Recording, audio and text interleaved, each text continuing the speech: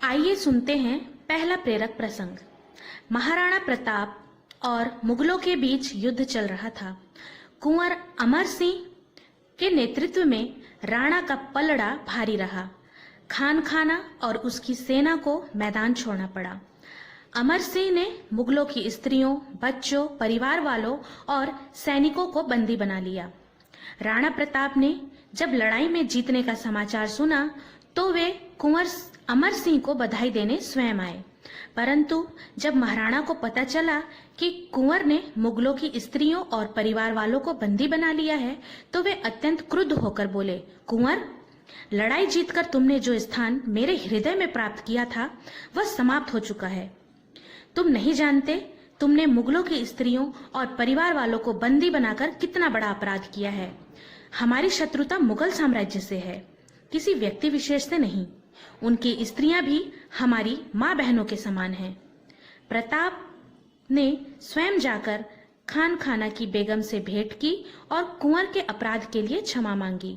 उन्होंने आदेश दिया कि मुगलों की स्त्रियों और बच्चे सम्मान पूर्वक मुगलों के पास पहुंचा दिए जाएं।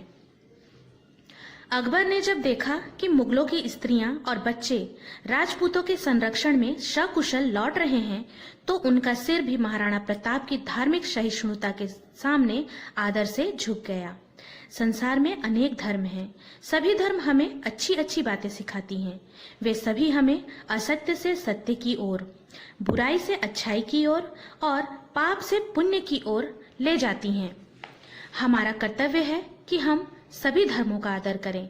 भारतीय संस्कृति में तो विशेष रूप से कहा गया है कि किसी भी धर्म की निंदा मत करो।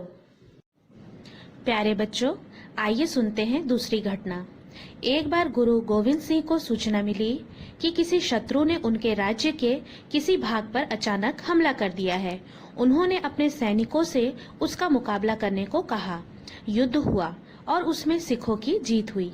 अगले दिन गुरु के कुछ शिष्यों ने एक सिख सैनिक को उनके सामने प्रस्तुत किया और कहा, गुरुजी, यह युद्ध के मैदान में सिख भाइयों के साथ साथ दुश्मन के घायल सिपाहियों को भी पानी पिला रहा था।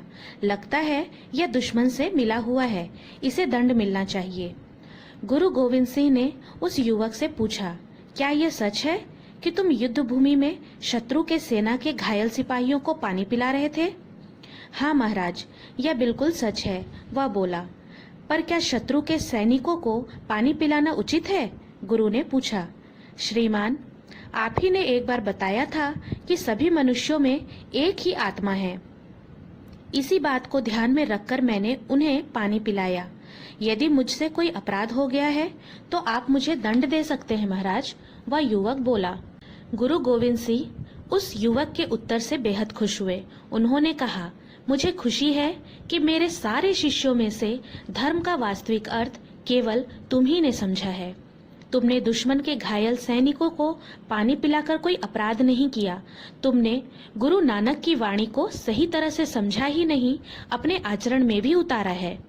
एक सैनिक ने शंका प्रकट की, यदि युद्ध में घायल पड़े शत्रु सैनिक को पानी पिलाना धर्म का काम है तो फिर उसी सैनिक को युद्ध में मार गिराना तो अधर्म होना चाहिए।